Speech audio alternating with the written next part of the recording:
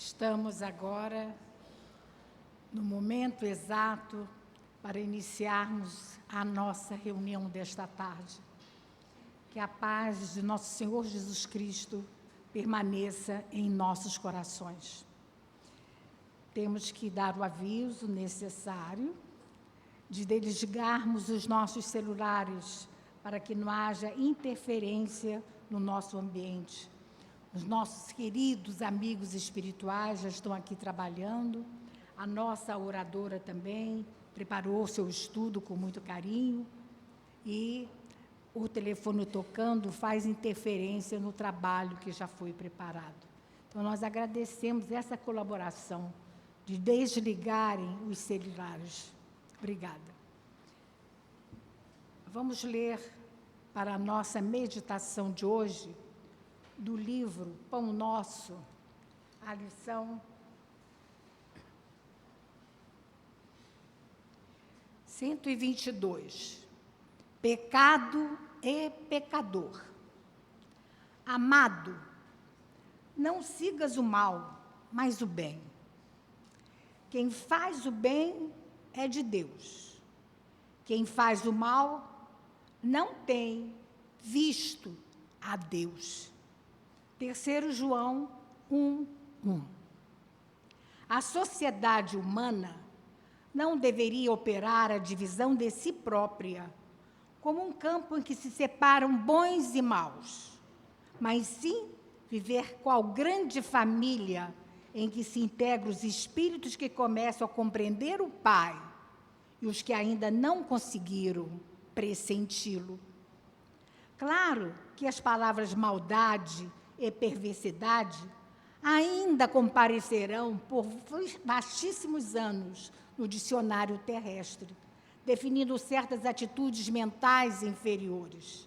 Todavia, é forçoso convir que a questão do mal vai obtendo novas interpretações na inteligência humana. O evangelista apresenta conceito justo.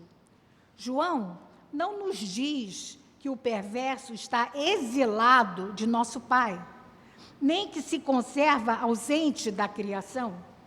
Apenas afirma que não tem visto a Deus. Isso não significa que devemos cruzar os braços ante as ervas venenosas e zonas pestilenciais do caminho. Todavia, obriga-nos a recordar que um lavrador não retira espinheiros e detritos do solo, a fim de convertê-lo em precipícios. Muita gente acredita que o homem caído é alguém que deve ser aniquilado. Jesus, no entanto, não adotou essa diretriz. Dirigindo-se amorosamente ao pecador, sabia-se, antes de tudo, defrontado por enfermo infeliz, a quem não poderiam subtrair as características de eternidade. Lute-se contra o crime, mas ampare-se a criatura que se lhe enredou nas malhas tenebrosas. O mestre indicou o combate constante contra o mal. Contudo, aguarda a fraternidade legítima entre os homens, por marco sublime do reino celeste. Vamos orar. Jesus amado, Deus, nosso Pai Celestial, bondosos amigos aqui presentes de nossa casa, que estão nos ajudando nesse trabalho de hoje, desta tarde. Agradecemos, Senhor, a oportunidade de ouvir o Teu Evangelho de luz, que nos orienta a nossa caminhada, para que possamos, Senhor, realmente aprender a lei divina, que é amar ao próximo como a si mesmo.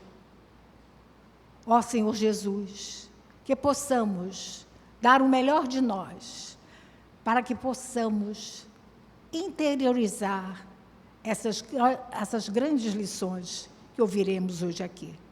Obrigado, Senhor. Fica conosco, agora e sempre, que assim seja. Nós hoje temos conosco a nossa irmã Gleise, que é de São Gonçalo, da Sociedade Espírita Ana Viana, já muito conhecida de nós, sempre vem à nossa casa colaborar no nosso estudo.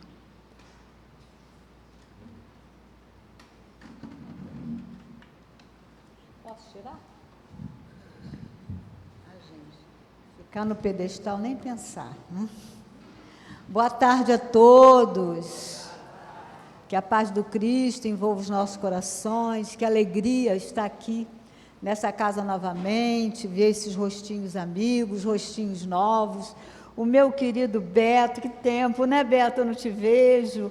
Meu colega lá de online, né? Meu coleguinha lá digital, né? Então, a gente fica feliz de estar muitos anos nessa casa, né? Sendo acolhida com tanto amor, tanto carinho por todos vocês, pela essa espiritualidade amiga que organiza toda essa casa para nos receber. E que bom, né, que a gente está aqui, porque muitas pessoas não podem estar aqui, né? Não podem, não têm condições de estar aqui.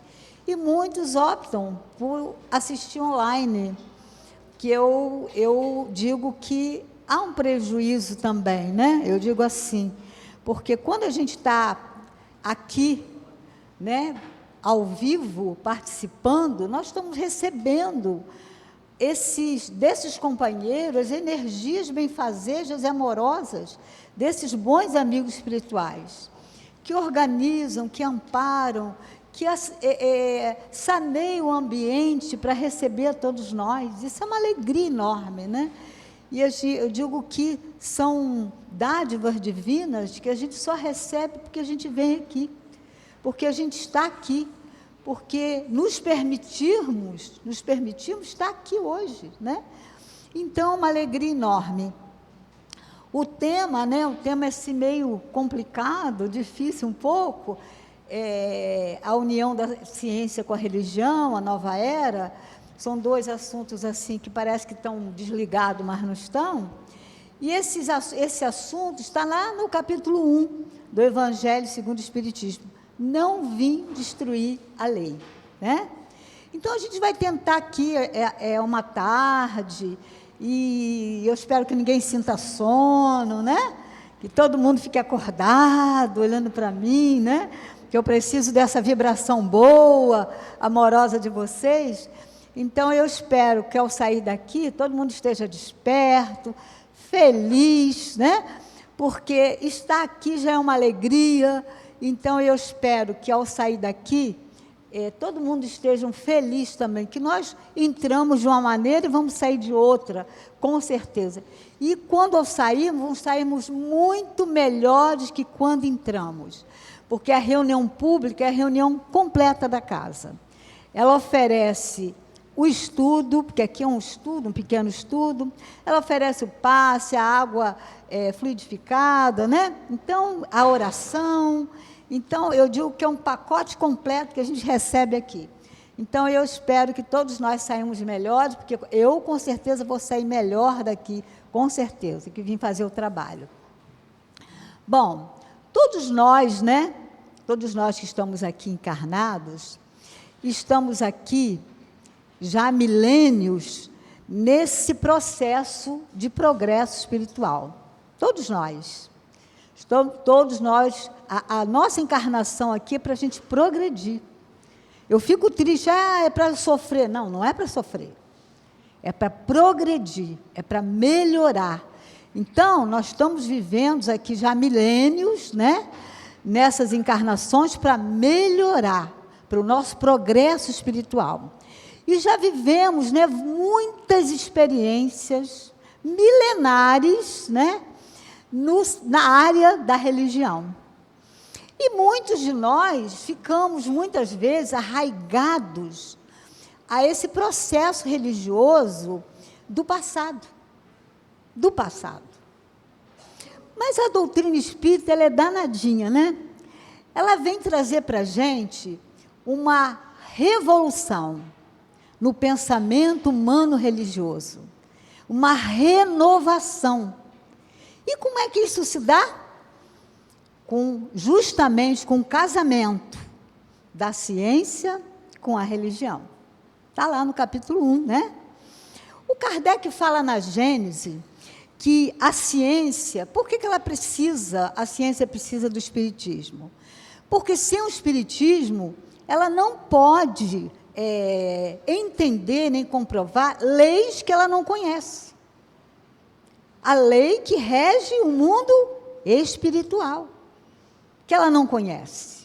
E não conhece, e está tentando conhecer até hoje, né? Mas não conhece. Então, sem o espiritismo, fica difícil para essa ciência comprovar fenômenos espirituais de leis que ela não conhece. Não é isso? E o espiritismo? Por que ele precisa da ciência? Para que ele possa ter comprovação dos fatos. Comprovação dos fatos. E é por isso que a doutrina espírita surgiu quando a ciência já estava no mundo. Já estavam as ciências no mundo. Porque Kardec precisava, né, ele era um homem que veio preparado, com uma visão assim extraordinária de mundo, em todos os setores do mundo. Extraordinária a visão dele. Só que ele precisava não só da visão, e nem dizer é isso ou aquilo, mas de comprovação. Porque é importante. E Kardec diz que o dia que a ciência falar alguma coisa e a doutrina não comprovar, fiquemos com a ciência. Fiquemos com a ciência. Até hoje isso não aconteceu. E eu tenho certeza que não vai acontecer. Até porque a nossa ciência é o quê? A nossa doutrina é um grupo, né? É um conjunto de ciência, filosofia e religião, não é? E ela é progressista. Ela está sempre progredindo. Por que ela está sempre progredindo? Porque ela não está na cabeça dos homens. Ela não está na cabeça dos homens. A ciência espírita, ela não está na cabeça de nenhum homem. Ela vem da onde? Do mundo espiritual. Quem é o dono da doutrina espírita? É Deus, né? E Jesus trouxe para nós, né, essa compreensão através dos seus benfeitores amigos. Ele não falou que enviar o Consolador? O Espírito de verdade? Não falou? Então, esse Consolador está aí conosco, mais de 160 anos. E está conosco, né, para trazer verdades para a gente que a gente precisa assimilar. São verdades, porque Jesus diz, todas as verdades se encontram no cristianismo, não é? A doutrina não é o cristianismo? Os erros que neles se enraizaram são de origem humana. Então, a doutrina, né, ela é progressista e ela não está na cabeça de ninguém. Por isso que houve uma explosão, né, no mundo inteiro para trazer essa novidade, esses fenômenos que a gente vê até hoje. Porque não importa o que a nossa crença, não importa. O que importa é o que a gente vai passar, porque são leis imutáveis, são leis divinas, porque tanto ciência como religião são criações divinas. Tudo que a gente vê e o que a gente não vê é criação divina. Ah, mas o homem faz a cadeira, mas não inventou a cadeira? Rodin, esse grande, eu digo que não sou arquiteto, mas ele é um homem que trabalhava com pedra, né? Então, ele fazia aquelas estátuas, né? Essas esculturas de pedra, né? Escultor. Rodin, ele falou assim para ele, como é que você fez isso aí, essa escultura? Ele falou assim, eu não fiz, ela já estava aí na pedra. Eu só retalhei. E é isso, gente. E é isso. Nós não inventamos nada, porque tudo é invenção de Deus. Nós estamos mergulhados no fluido cósmico universal, não é isso? Não estamos mergulhados no fluido cósmico universal? Então, Deus está em tudo, em tudo. Existem 3 elementos na natureza: Deus, espírito e matéria. Tudo de Deus. Diz espírito e matéria, principalmente Deus, não é isso que fala o livro dos Espíritos? Então, o que é Deus? Inteligência suprema, causa primária de todas as coisas. Não diz que é só da ciência, se é da religião, da filosofia, de todas as coisas. E é preciso que a gente entenda isso.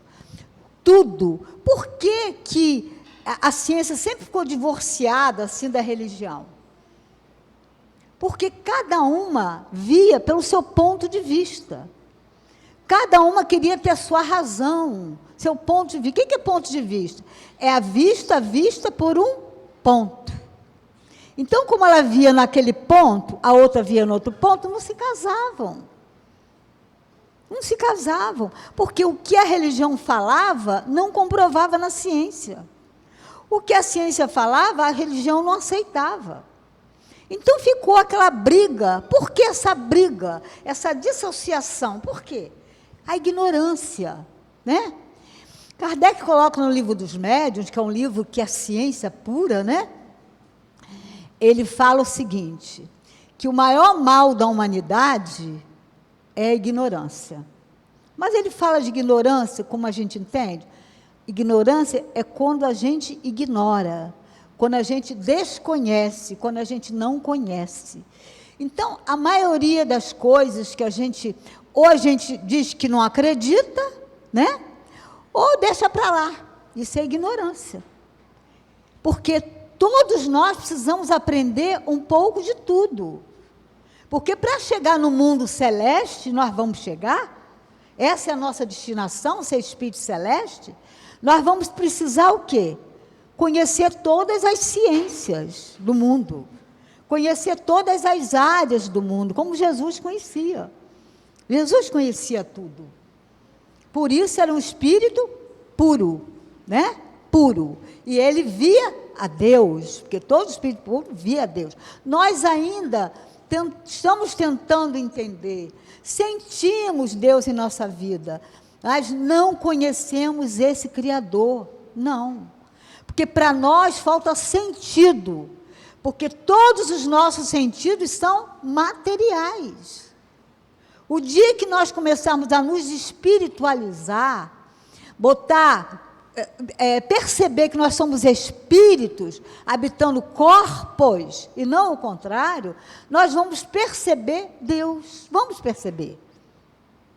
Não percebemos ainda, porque para nós colocamos ainda uma distância enorme entre nós e o Criador, mas não existe distância. Porque se estamos mergulhados todos no fluido cósmico universal, ele está aqui. Porque o fluido cósmico universal é o quê? É o hálito divino. É o hálito divino. Se é o hálito divino, ele está em tudo. É por isso que ele sabe. Quando cai o fio do meu cabelo, está caindo muito, viu? Ficando velha, vai caindo bastante, né? Ainda pinto, pior, né? Aí quebra, é um problema, né? É um processo. Então, mas ele sabe, é um processo. Eu quero ter cabelo preto ou eu quero ficar de cabelo branco mais forte? Eu prefiro ficar com ele fraco, viu? Deixa preto assim mesmo. Então, é a vaidade humana, né? Então, eu digo que ele sabe, né? O nosso nome, sabe quem eu sou, sabe. Ele sabe tudo. Então, ciência e religião, elas sempre estiveram divorciadas, mas com o advento da doutrina, elas começaram a se unir. Porque a doutrina, ela se une assim, porque ela é uma ciência. Ela é uma ciência de quê? De observação e de experiência. Ela é uma ciência. Porque quando chegou as mesas girantes, o que Kardec fez? Muita gente brincava, perguntava bobagem, né? Se ia casar, se ia arranjar emprego. Então, Kardec, com aquele olhar científico, aquele olhar vamos dizer assim, de educador, aquele olhar profundo que ele tinha, ele viu ali uma ciência. E ele começou a observar, primeiramente, e fazer experiências. Então, ele viu que ali existia inteligências que não estavam no mundo material, que estavam no mundo espiritual. No mundo espiritual também tem matéria? Sim. Sim. Que matéria é?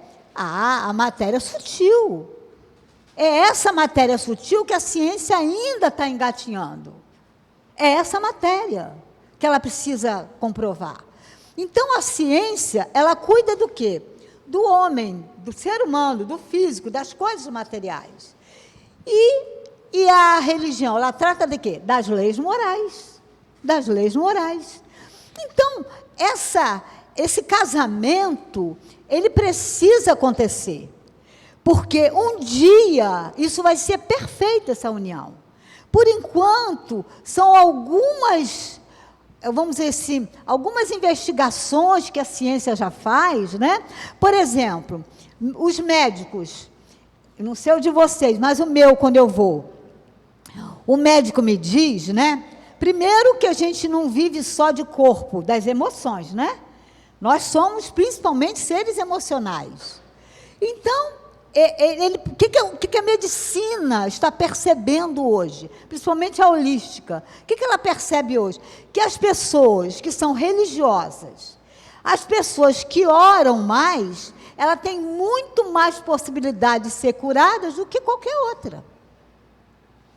Por quê? Milagre? Não. Porque quando a gente ora, gente, quando a gente confia em Deus, quando a gente não é, eu não falo de crença, eu falo de confiança, de parceria. Eu sou destrambelhada, né, Beto? Pode dizer. De parceria, eu falo de parceria. É meu parceiro, Deus. Então, a gente percebe o quê? Quando a gente ora a Deus, e ora com sentimento e com confiança, a gente forma um campo magnético em volta de nós, que vai nos possibilitar a melhora física e espiritual nossa. É um campo magnético que a gente forma. Porque nós temos um campo magnético. A aura é o quê? O que é a aura? Não é um campo magnético? E muitas vezes a aura está cinza, está preta, por quê? Pensamentos ruins, pensamentos não saudáveis, pensamentos de ódio, não é? Então, quando o pensamento está bom, quando eu estou ligada ao Criador, isso forma um campo magnético em mim, que faz com que o meu organismo funcione melhor. Funcione melhor. Mas não só o meu organismo. Quando eu oro para o meu filho, para a minha família, para algum amigo, para os inimigos, também forma o mesmo campo magnético. O que eu passe à distância? Sou eu que oro, né? Peço por aquela pessoa, e aí forma um campo magnético nela, que se ela tiver acessível àquele campo magnético, tem isso também, né? Que tem pessoas que também vai tomar passe, mas pensa na panela de pressão que deixou lá, no aipim que tem que cozinhar, né? Na feira que tem que fazer amanhã, e isso não dá certo. Porque o passista, quem é? É um médium que está se colocando à disposição do plano espiritual para poder trazer os benefícios para aquele paciente, não é isso? Mas e o paciente? Às vezes, aquele que está sendo instrumento, ele está orando, ele está querendo curar o outro.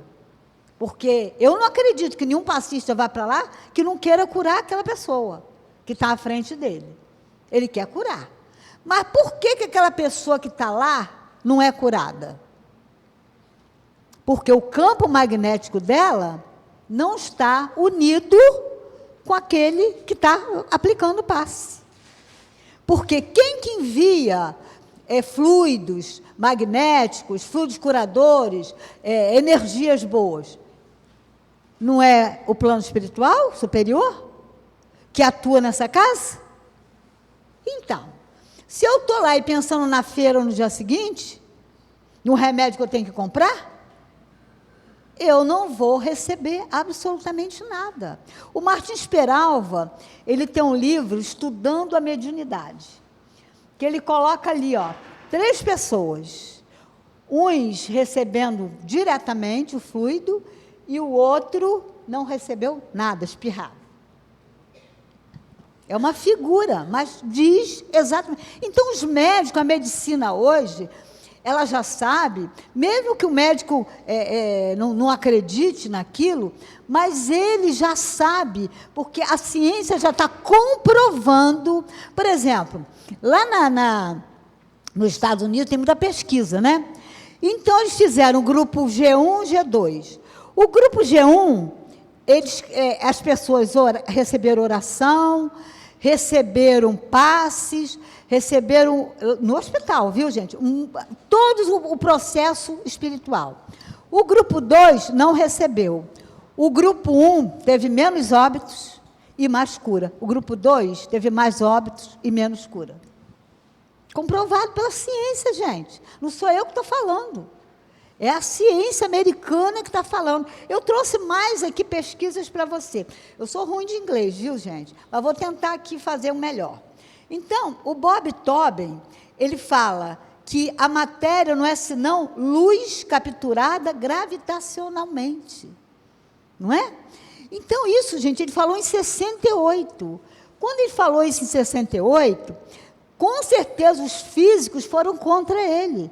Hoje já está comprovado que é assim. O nosso irmão Félix, lá, né, A Vida Continua, ele fala assim, a matéria densa não é senão energia radiante condensada.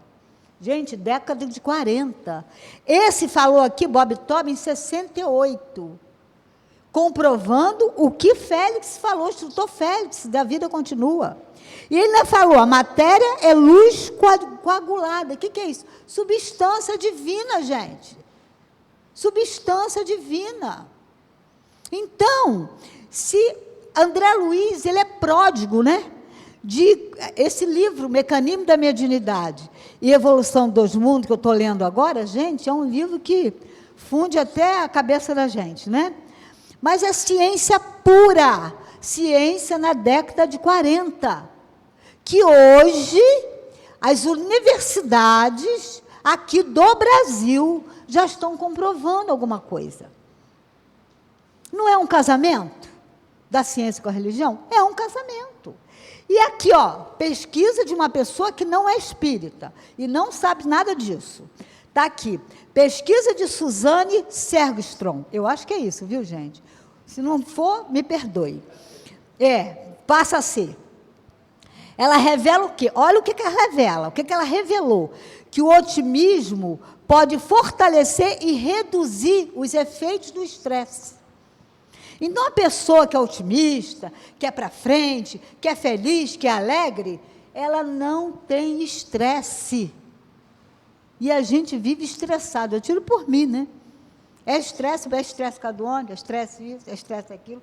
Então, se eu fosse uma pessoa mais otimista, mais para frente, mais assim, uma pessoa que realmente acredita naquilo, eu estou tentando, né? Com certeza o estresse diminuiria muito. E hoje o mundo fica estressado, porque a gente não acredita em mais nada. Eu vejo, não acredito mais nesse mundo. Está tudo perdido. A humanidade está... Não está. Não está. Porque a humanidade é criada por Deus. Quem está no comando desse planeta é Jesus Cristo. Gente, um Cristo, um Espírito puro. Será que ele está dormindo? Não, ele não está dormindo. Ele está vendo. Só que a gente tem livre-arbítrio, mas tem consequências também. Tem consequências também. Então, outra pesquisa aqui, né? Que a gente vai ver aqui, que são as obras, né, da Joana, não é? As obras da Joana, o que a Joana fala? Já lá, o primeiro livro da Joana, parece que foi em 89, Jesus e a Atualidade, essa série psicológica dela, né? Ela veio numa época onde, com certeza, os amigos sabiam que eu ia adoecer psiquicamente. Porque Antes da pandemia, a gente já estava doente psiquicamente.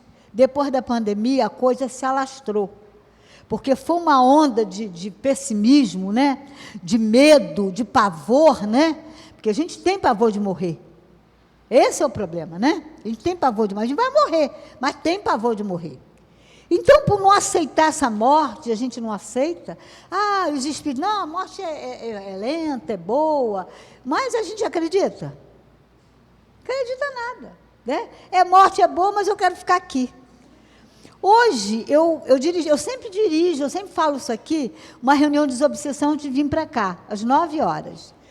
E quantos irmãos ali, mortinhos, quer dizer, morto fisicamente, mortinhos.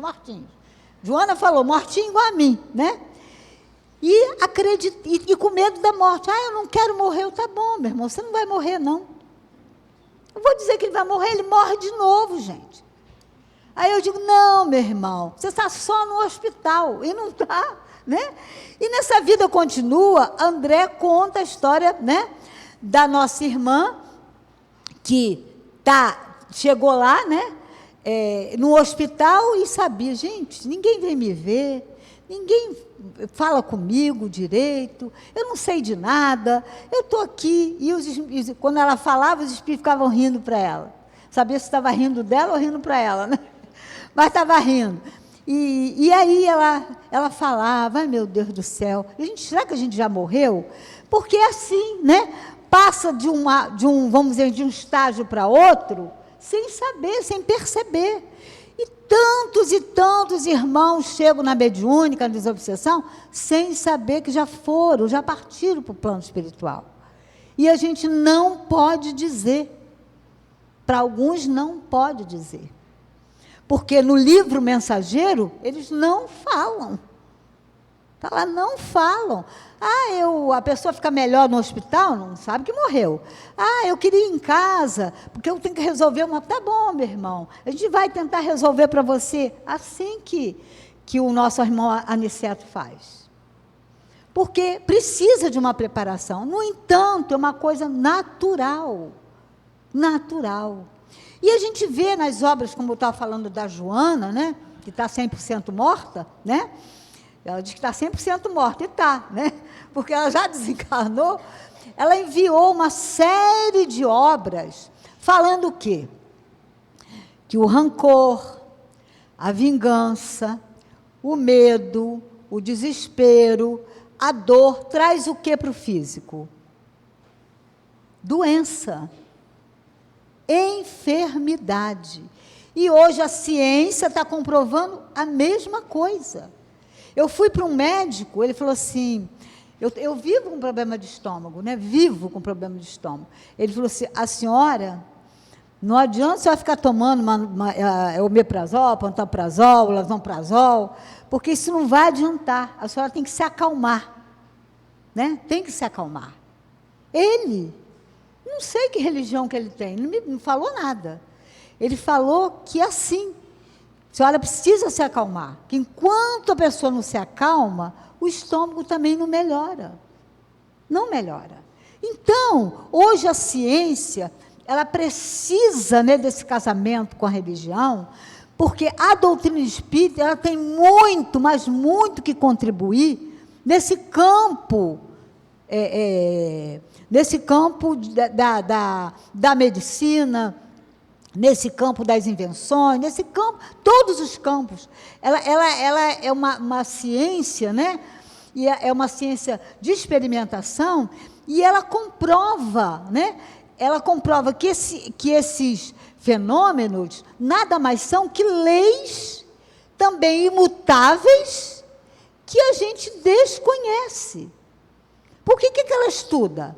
Ela estuda o mundo espiritual com consequência no mundo material. Porque todos esses irmãos desencarnados que estão lá, eles atuam na vida de todos nós. Através de quê? Das leis. De leis. De leis científicas, de leis que a ciência precisa entender. E hoje, a ciência está entendendo mais a mediunidade, ela está entendendo mais essas leis, a problemática que as pessoas chegam lá no consultório. Os hospitais hoje já estão entendendo também isso. Então, há esse casamento, né? Precisa haver esse casamento. E que a ignorância, essa falta de conhecimento, que esse ponto de vista material não permite que a gente entenda leis que não são, que são materiais, sim, mas são da matéria, sim, mas são leis que a gente não enxerga. Não enxerga. E quanta coisa que a gente não enxerga e existe.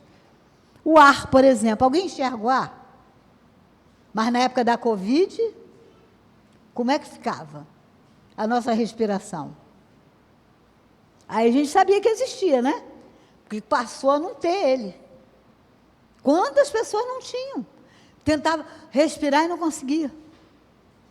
Então, essa ciência, né, ela está abrindo um campo maravilhoso de entendimento para que possa, através da doutrina espírita e todas as religiões, não que o espiritismo vai ser a religião do futuro, não, todo mundo vai ser espírita, não, mas todos esses, aquilo que a doutrina explica, todos esses fenômenos, todas essas leis, tudo que a doutrina aplica hoje, todas as religiões vão ter que aprender a aplicar, todas. Porque aquilo que a doutrina ensina, como leis da ciência, da filosofia, tudo as outras religiões vão ter que se acoplar. E hoje eu vejo um Papa Francisco com uma cabeça extraordinária para essa área. Aquele homem é reencarnacionista, com certeza.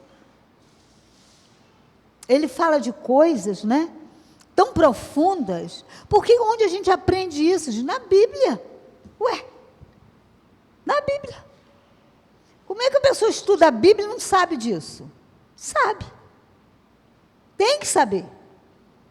Porque a Bíblia é repleta de simbolismo e de metáfora, mas de grandes ensinamentos. E se todos nós, cristãos, estudamos a Bíblia, por que a gente não está casado no mesmo propósito? Falta para a gente o quê? Visão. A visão espiritual. Porque, por isso que Kardec falou que a porta para a gente entender a Bíblia, a chave é o Espiritismo, é a doutrina espírita. Porque com essa chave a gente vai compreender tudo que está escrito ali. Então, todas essas pesquisas, a gente vê em revistas, em jornais, tudo que a ciência traz. André Luiz é pródigo, né, em trazer uma porção de conceitos nossos, para nós religiosos. A própria Joana, nos seus livros, o Emmanuel, todos eles trazem, né, ciência pura para a gente, mostrando que a ciência com a religião, ela precisa estar casada. Ainda estamos no início desse casamento? Estamos no noivado ainda? Ou no namoro? Estamos. Mas eu digo assim, já é algo importante. Porque já é um degrau que nós estamos avançando. E o pai não tem pressa, ele não tem pressa. Porque essa comprovação da ciência vai ajudar muito esse campo religioso, muito. E vai mostrar, né, o quanto a doutrina, que já fala isso há muito tempo, está com a razão.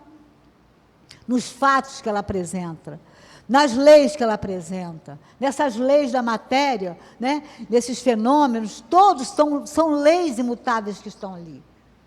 São leis imutáveis em todos os fenômenos que acontecem, né, na materialização, do transporte, em todos os fenômenos, existem leis imutáveis, leis divinas, que um dia a ciência vai comprovar 100%. Por enquanto, são alguns cientistas, né, que estão pesquisando essa área, né? E o Ian Stevenson, né, que é também um pesquisador americano, cientista, ele tem vários casos de reencarnação, vários casos. Ele catalogou 20, mas ele tinha uma porção, comprovando a veracidade dos fatos. Então, o dia que a ciência tiver um olhar, né, mais observador, ela vai entender que essas leis que regem o nosso universo, não é só leis da materiais que a gente coloca a mão, mas são leis também profundas e importantes que nós vamos, que ela vai comprovar e entender. E para chegar a esse ponto, né, para chegar a esse ponto, é o ponto de quê? Da nova era que está aguardando a todos nós. A nova era que nos aguarda. A gente tem a infantilidade, a ingenuidade de achar que nós vamos fazer a nova era. Não vamos. Não vamos. A Revista Espírita, de fevereiro de 1868, uma revista fantástica, fevereiro, viu?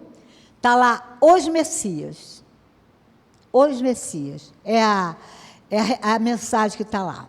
Então, tem mensagens de Lacordaire, de José, de Fenelon, e de mais um irmão que agora não me vem à mente. O que eles falam lá? Que quando o povo tiver amadurecido para que esse mundo passe de mundo de expiação e prova para regeneração, quando nós tivermos amadurecido, virá Messias, irmãos superiores, para nos ajudar nessa nova era. Não vamos fazer isso sozinho. Não temos a pretensão de fazer isso sozinho. E ele fala Messias o quê? Cristos. Não é Jesus, não. Outros Cristos. Jesus, quando fala que Jesus já voltou, de outra maneira. De outra maneira. Não é fisicamente. Trazendo o Consolador. Trazendo ensinamentos. Mas virão Cristos. Não sou eu que falo, não, gente. Allan Kardec. Na Revista Espírita, eu quero que você vá lá na revista e pesquise. Fevereiro de 1868. Cristos, os Messias. E Espíritos superiores. Preparar essa nova era.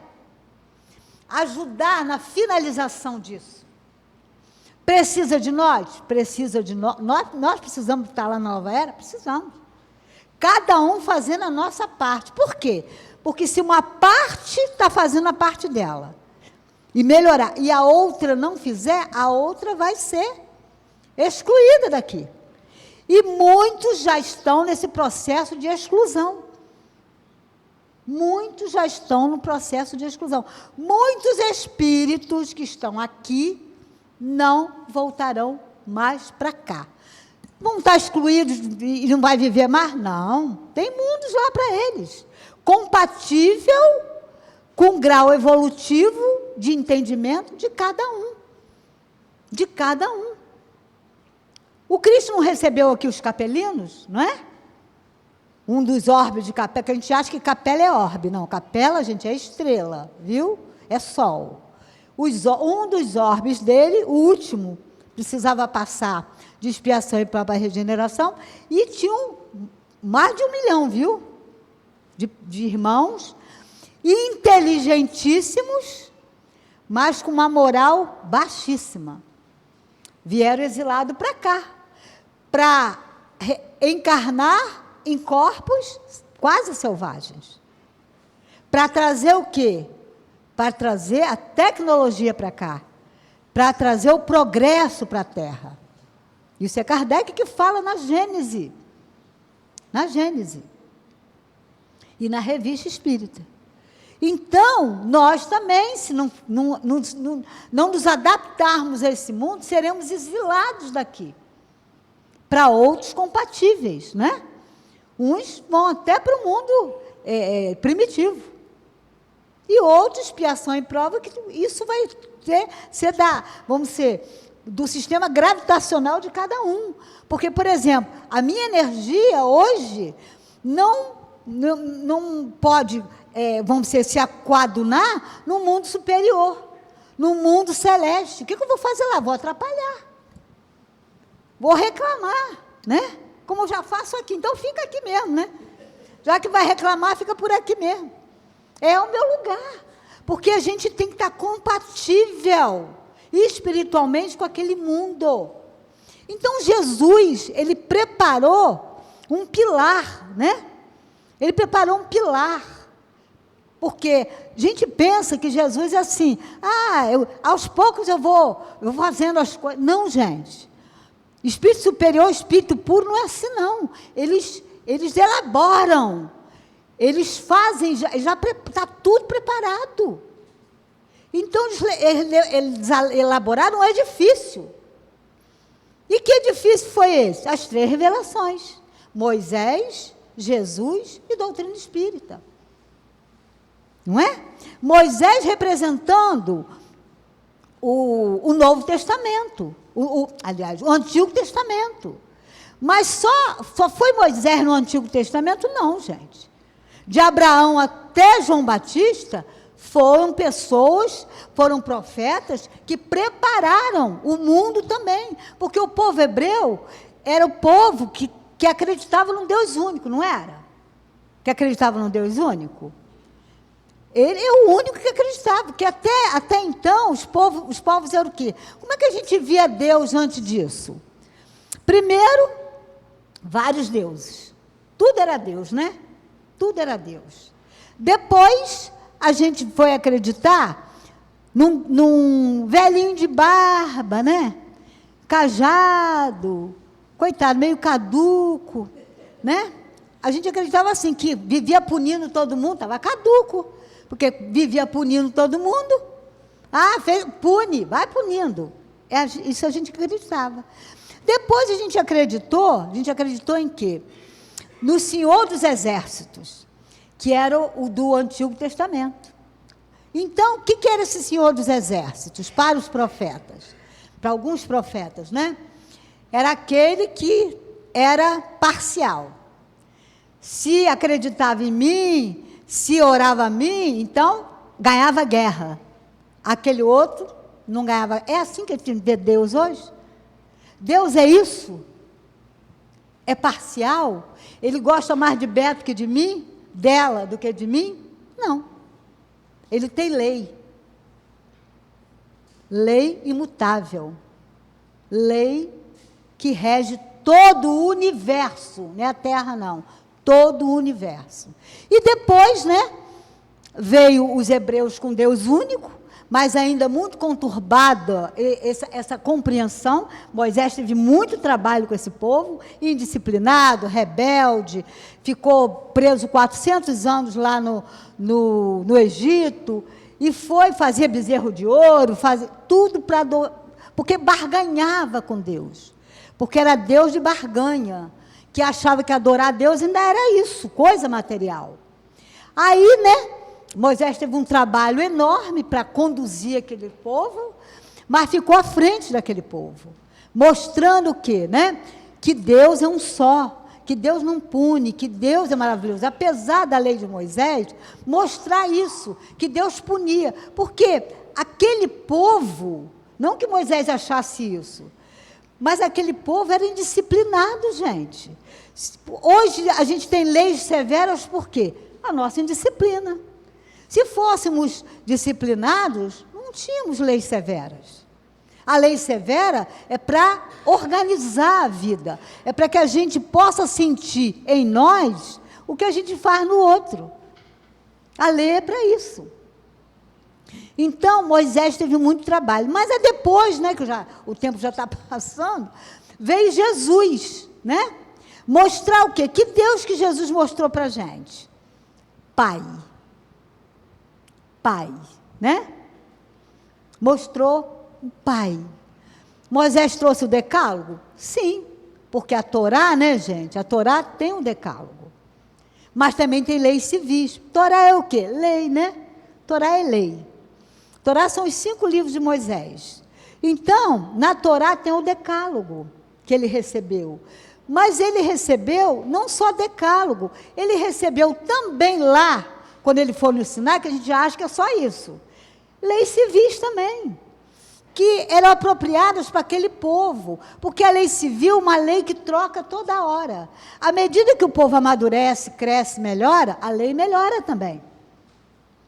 Mas, se continuamos rebeldes, necessitados, essa lei fica severa.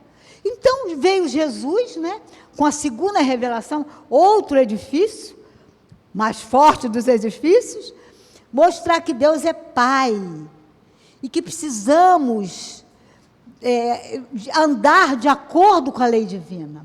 Que toda essa infelicidade aí, que espalhada no mundo, é problema nosso. Enquanto o homem não obedecia à lei divina, esse pecado que estava falando aí, né? E Deus não quer punir o pecador, ele pune o pecado, não é o pecador, né? Não é o ser humano, é aquilo que ele faz, né? Então, e pecado é o quê, gente? Pecado é aquele alvo que a gente precisa atingir. O alvo é o quê? A lei divina. Se eu erro o alvo, eu estou em pecado. Não é isso? Se eu desvio da lei, eu estou em pecado. Então, a lei divina é o alvo nosso. Nós precisamos andar reto, olhando sempre em direção dessa lei. Quando eu me desvio da lei, eu peco. Eu peco. Então, Jesus veio mostrar isso para a gente. Paulo está aí nas cartas dele mostrando para a gente, que a gente acha que o pecado vem de Adão e Eva. Adão e Eva, gente, é uma metáfora. É uma metáfora falando da desobediência do ser humano com as leis divinas. E somos desobedientes até hoje. É isso que vem falando. Eles foram desobedientes. Então, contando uma história, falando que eles podiam buscar um caminho e não buscaram. Porque, na realidade, é povo, né? Adão e Eva é povo. Não é uma figura só.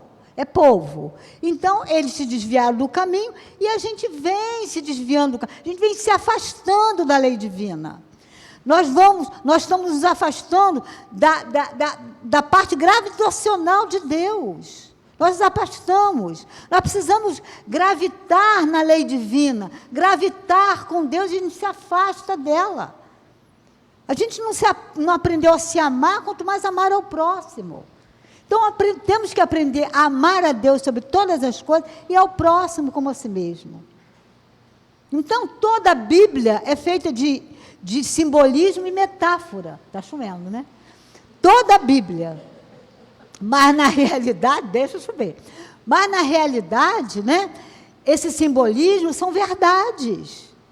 Verdades que eles colocam ali como simbolismo, para que a gente possa entender que, ao nos desviarmos da lei, nós somos infelizes. E Jesus vem falar, amar a Deus e amar ao próximo. Resumindo as leis todas do decálogo. Mostrando para a gente que quando nós andamos reto, nós somos felizes. E nós não viemos aqui, como eu falei no início, para sofrer coisa nenhuma. Nós estamos expiando as nossas faltas, mas estamos preparando um futuro melhor para a gente, essa nova era que está chegando aí.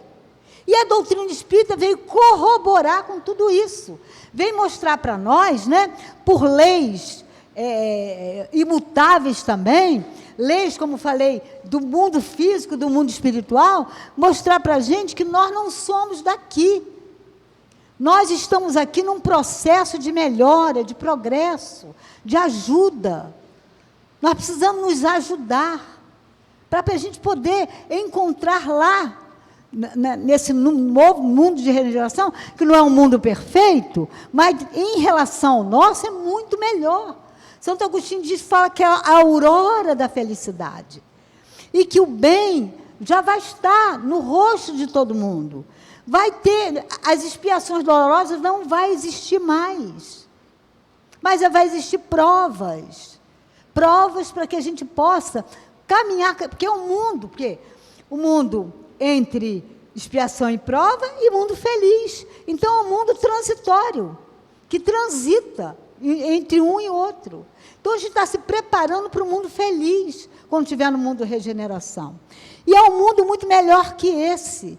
E está vindo irmãos, né, tendo que espiar aqui, tendo oportunidades valiosas para melhorar. E que esse processo está sendo gradativo. E que essas pessoas que estão vindo para cá, são espíritos que? São espíritos que muitas vezes vão para o plano espiritual, se retemperam melhor e voltam muito melhor. Porque cada encarnação a gente está melhor. Cada encarnação a gente está melhor. Essa encarnação de hoje é a melhor que nós temos. É a melhor de todas. Então vamos agarrar isso, né? Como um fio de cabelo e vamos aproveitar a oportunidade dessa doutrina maravilhosa que nos prepara para a nova era, que nos esclarece, que nos ajuda a compreender que para chegar lá é um processo, mas um processo interior e não exterior. Que as coisas materiais, elas são importantes, são. Nós estamos no mundo material. Vamos combinar que a gente está no mundo material, precisamos viver experiências materiais, mas que não somos daqui. Estamos aqui numa breve passagem. Ele diz que uma encarnação é 1 minuto. É 1 minuto breve que a gente passa aqui para aproveitar a chance de melhorar, de se esclarecer, de sair daqui melhor do que quando entramos. O medo da morte é isso. Não é o medo de morrer, porque morreu, acabou, não tem jeito. Agora, é o que vamos encontrar. E o que vamos encontrar? O que estamos plantando, simplesmente assim. Plantamos pepino, vamos colher o quê? Pepino. Não é? Vamos plantar tangerina, vamos colher o quê? Tangerina. Então, é muito fácil. É preparar a colheita, a semeadura, para que a colheita seja maravilhosa. E esse mundo regenerador é o mundo que a gente precisa melhorar. A gente precisa ser bom. A gente precisa olhar o outro com olhar de irmão, olhar carinhoso, e lembrar que não estamos sozinhos, que Deus e Jesus estão no comando dessa terra, amparando, ajudando, assistindo, mandando chuva maravilhosa, né? Por causa desse calor aqui do Rio de Janeiro. Então, vamos aproveitar bastante a oportunidade, que a nova era, não sei, a gente não vai dormir mundo de expiação e prova e acordar mundo de regeneração, não vamos. Mas vamos nos preparando cada dia, cada vez que a gente vem aqui, é uma oportunidade valiosa da gente melhorar, de alcançar, de ter vontade de alcançar esse mundo melhor, né? O tempo, né? O tempo me castiga, né? Mas eu gosto dele, né? Então, gente, é isso que a gente tinha que falar hoje, né? Dessa aliança da ciência com a religião, que está acontecendo já, em muitos pesquisadores, muitos cientistas já buscando a doutrina espírita para ajudar, e também esse mundo de regeneração que nos aguarda todos nós, com certeza vamos todos passar para lá, e nos encontrar com certeza nesse mundo melhor, que vai ser muito melhor do que a gente está aqui hoje, né? Não vamos nos assustar com as coisas que estão acontecendo, porque são coisas, né, do ser humano, mas vamos fazer a nossa parte. E quando a gente está em paz e está feliz, nada disso traz problema para a nossa vida. Que Jesus abençoe a todos, dê uma semana maravilhosa para vocês, e até a próxima oportunidade. Muita paz no coração de todos. Vou beber minha água aqui.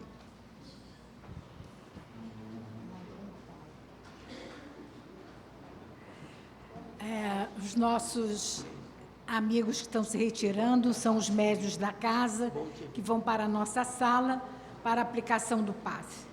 Queremos agradecer a Gleise, a excelente palestra que ela nos ofereceu hoje, dando-nos, acima de tudo, além do conhecimento, muita fé, muita esperança em nossa vida espiritual.